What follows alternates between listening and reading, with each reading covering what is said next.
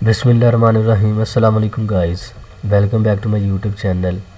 As we discussed in previous lecture, what is a vectors with examples, what is a rectangular coordinate system, in which we discuss the origin, plane coordinate and space coordinate, and vector addition, vector subtraction, resultant vectors. Now we will move toward the 6 point multiplication of a vector by a scalar. यानी कि जब हम किसी scalar quantity को vector quantity से multiply करते हैं तो हमारे पास क्या रिजल्ट आता है।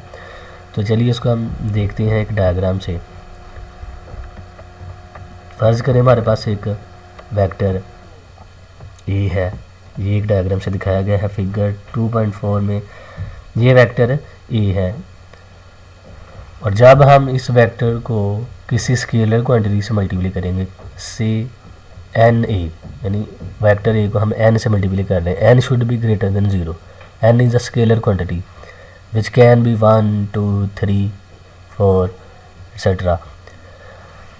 तो ये जो हमारे पास न्यू वेक्टर आएगा, इसकी जो मैग्नीट्यूड होगी should be n times the vector A, but the direction will be the same as that of vector ए।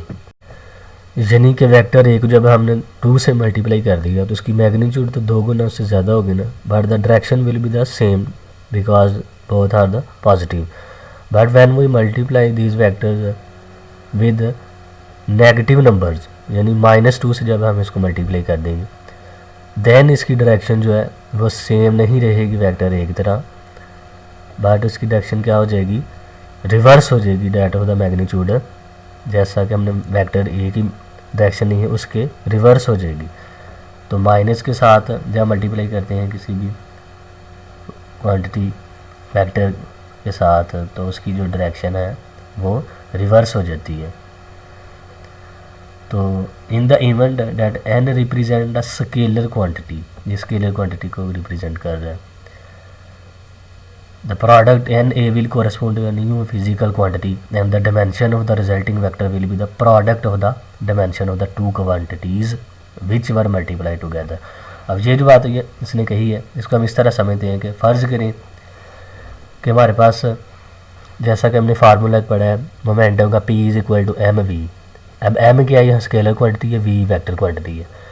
तो यहाँ हमें पता चल रहा है कि जो स्केलर क्वांटिटी को जब हम वेक्टर क्वांटिटी से मल्टीप्लाई करते हैं तो हमारे पास जो न्यू वेक्टर आता है डैट इज़ अ वेक्टर, यानी कि मोमेंटम आता है हमारे पास p is equal to M V. तो एम वी को मल्टीप्लाई करके हम एक वेक्टर हासिल कर रहे हैं जिसकी डायरेक्शन वही होगी मोमेंटम की जो कि मास और वेलोसिटी की डिमेंशन है, चूँकि वो दोनों में प्रोडक्ट करके वेक्टर दे रहे हैं और मोमेंटम भी वेक्टर है। इसका मतलब जो उनकी डायमेंशन होगी वो ही लेफ़्ट और राइट साइड दोनों की डायमेंशन एक ही होगी।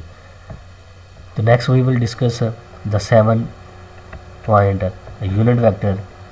तो सबसे पहले हमें पता होना चाहिए यूनिट कहते हैं एक चीज़ को जो सिंगल चीज़ होती है, यानी कि यूनिट वेक्टर ऐसा वेक्टर है जिसकी मैग्नीट्यूड 1 होती है उसकी डायरेक्शन में। इसको हम अभी शॉर्ट क्वेश्चन में आ सकता है, what is a unit vector and what are the use of unit vector. तो इसका हमें पता होना चाहिए it is use to represent the direction of a vector, किसी भी वेक्टर की डायरेक्शन को शो करने के लिए।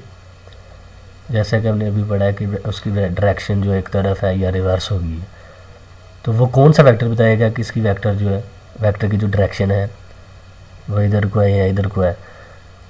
तो वो यूनिट वेक्टर बताएगा किसी भी वेक्टर की डायरेक्शन को।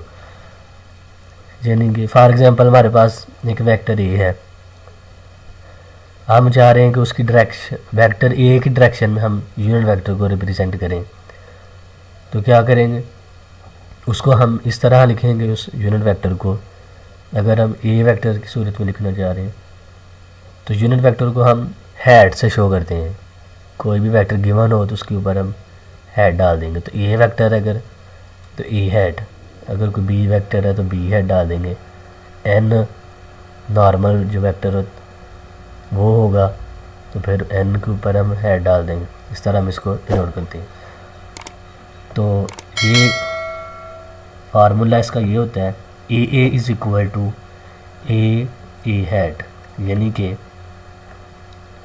ए hat a unit vector will be equal to a, ये क्या है, ए वेक्टर है और ए नीचे क्या है, ये ए वेक्टर की मैग्नीट्यूड होगी।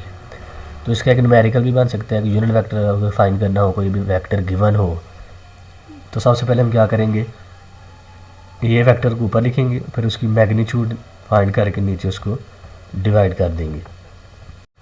अब हम एक्स वाई जी यानी कार्टेशियन कोऑर्डिनेट सिस्टम के लिए अगर यूनिट वेक्टर को यूज़ करना चाहें तो वो क्या होंगे, एक्सिस के लिए यूनिट वेक्टर होता है वो हम आई लेते हैं, आई हैट। वाई एक्सिस के लिए unit vector will be the J cap, J hat. And Z axis के लिए यूनिट वेक्टर विल बी के हैट, आई जे एंड के, that are the unit vectors along x, y and z axis। अब ये जो unit vectors हैं, ये जिसने ये भी बताया हुआ कि ये हम सिर्फ कार्टेशियन कोऑर्डिनेट सिस्टम के लिए यूज़ ही नहीं करते, बल्कि हम इसको किसी भी डायरेक्शन के लिए यूज़ कर सकते हैं। अब जो फ्रीक्वेंटली यूज़ होता है unit vector, that is R hat which represent the direction of vector r। अगर r हैट है तो इसका मतलब है कि वो वेक्टर r की डायरेक्शन को शो कर रहा है, जैसे उन्होंने ऊपर पढ़ा है a हैट, वो वेक्टर a की डायरेक्शन को शो कर रहा था, इसी तरह ये r हैट वेक्टर r की डायरेक्शन को शो करेगा। और इसी तरह वेक्टर अगर n हैट होगा वो किसी की डायरेक्शन को शो करेगा, वो नॉर्मल को, n मीन नॉर्मल, जब हम किसी भी सरफेस के ऊपर परपेंडिकुलर ड्रा करते हैं, that is a normal vector n hat. अब जैसा कि हमने वेक्टर r की बात की, डेट आर फ्रीक्वेंटली यूज्ड, तो r हैट का हम इस डायरेक्शन r की सूरत में अगर रिप्रेजेंट करना चाहें तो इस तरह हम इस डायग्राम में इसको रिप्रेजेंट कर सकते हैं, दोनों ही एक ही डायरेक्शन में, उसकी डायरेक्शन में, r वेक्टर की डायरेक्शन में उसको शो कर सकते हैं। Next the 8 point what is the null vector. Null vector ऐसा वेक्टर होता है जिसकी मैग्नीट्यूड 0 होती है और डायरेक्शन कोई भी हो सकती है, यानी आर्बिट्रेरी होगी उसकी डायरेक्शन। मिसाल के तौर पर हमारे पास वेक्टर ए है, उसकी नेगेटिव वेक्टर उसका लेंगे, वो हमारे पास जो आंसर आएगा उसका नल वेक्टर आ जाएगा, यानी कि एक पॉजिटिव वेक्टर है और दूसरा एक नेगेटिव है। तो जब दोनों आपस प्लस माइनस होंगे तो एक प्लस का और एक माइनस का कैंसल आउट हो जाएंगे and the answer will be a 0। अब जैसा कि नॉर्मल वेक्टर एंड हैट की हमने बात की, which are the perpendicular to any surface, तो इसको हम डायग्राम से इस तरह देख सकते हैं, ये एक सरफेस है हॉरिजॉन्टल और इसकी अलोंग जो परपेंडिकुलर होगा वो क्या होगा, नॉर्मल होगा। Next the 9th point, what are the equal vectors. फर्ज करें हमारे पास दो वेक्टर्स हैं A and B, that are said to be equal.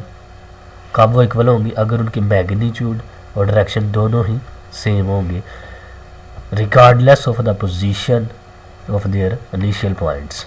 बशर्ते ये कि उनके इनिशियल पॉइंट की पोजीशन के वाले से दोनों वेक्टर्स ए और बी मैग्नीट्यूड डायरेक्शन एक ही होगी। इसका मतलब ये हुआ कि जो पैरेलल वेक्टर्स हैं, यानी कि वो दोनों एक ही डायरेक्शन में जा रहे हैं, तो वो वेक्टर्स पैरेलल होते हैं, उनकी मैग्नीट्यूड सेम होगा, तो वो दोनों एक दूसरे के क्या होंगे, इक्वल होंगे, both are equal to each other. तो आज के लेक्चर स्टूडेंट हमारा इतना ही था। अगर आपको कोई क्वेरी हो तो आप कमेंट सेक्शन में बता सकते हैं।